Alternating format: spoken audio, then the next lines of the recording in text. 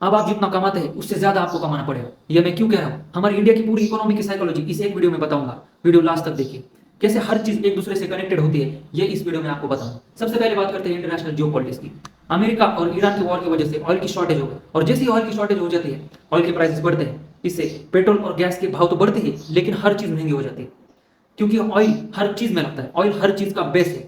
तो इससे raw material और फूड की ट्रांसपोर्टेशन, प्रोडक्शन, पैकेजिंग, इन हर चीज की प्राइसेस बढ़ जाती है। इससे ओवरऑल महंगाई बढ़ जाती है। जेपी मॉर्गन की रिपोर्ट यह कहती है कि आने वाले साल में इंडिया को 3 लाख करोड़ का बोझा उठाना पड़ेगा, क्योंकि ऑयल की शॉर्टेज की वजह से फर्टिलाइजर की शॉर्टेज हो जाएगी, और जैसे ही फर्टिलाइजर की शॉर्टेज हो जाती है उसका नुकसान किसानों को और आम आदमियों को उठाना पड़ेगा, क्योंकि फूड की प्रोडक्शन कम हो जाएगी। और जैसे ही फूड की प्रोडक्शन कम हो जाती है, भारत में फूड की किल्लत होगी, और जैसे ही फूड की किल्लत हो जाती है तो हमारा भारत क्या करेगा, दूसरे देशों से इंपोर्ट करेगा, और जैसे ही हम इंपोर्ट बढ़ाते हैं तो हमारे इंडियन रुपए की वैल्यू कम हो जाती है, हमारा इंडियन रुपी और वीक हो जाता है।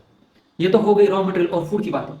इंटरनेशनल मार्केट में फिलहाल सेमीकंडक्टर्स, चिप्स, इनकी बहुत डिमांड है, तो इसीलिए इनकी प्राइसेस बढ़ी हुई है, और इसीलिए मोबाइल फोन, इलेक्ट्रॉनिक्स आइटम ये भी आपको अब 5 से 10 हज़ार से महंगे दाम पर मिले। ये तो हो गई इंटरनेशनल स्टॉक मार्केट की और जियो पॉलिटिक्स की बातें। अब बात करते हैं इंडिया की जियो पॉलिटिक्स की। फिलहाल इंडिया के स्टॉक मार्केट की बैंड बजी हुई है, क्योंकि फॉरेन इन्वेस्टर्स जो कि इंडिया के स्टॉक मार्केट में इन्वेस्ट करता है, वो इंडिया के स्टॉक मार्केट छोड़ कर जा रहा है।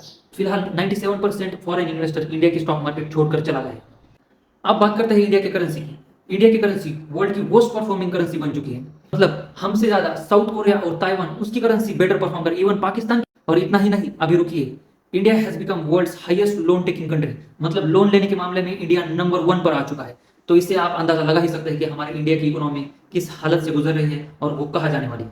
अब बात करते हैं इंडिया में होने वाले फ्रॉड्स और स्कैम की। हर नए दिन इंडिया में कोई बैंक का या फिर इंडिविजुअल का स्कैम और फ्रॉड चलता है।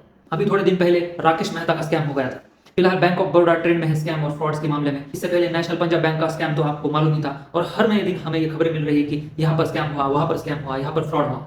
इससे हमारे बैंकिंग सिस्टम की हालत तो आपको पता ही चल रही है। तो इन सब का सार यह है कि हमारे इंडिया में आने वाले सालों में और महंगाई बढ़ने वाली है, फूड की शॉर्टेज होने वाली है, और हमारी इंडिया की करेंसी और वर्स्ट परफॉर्म करेगी, हमारी इंडिया की करेंसी की वैल्यू और गिरने वाली है। That's it from my side. ऐसे ही साइकोलॉजिकल कंटेंट के लिए फॉलो कीजिए, क्योंकि मैं जो नॉलेज आपको दूंगा वो कहीं नहीं मिलेगा।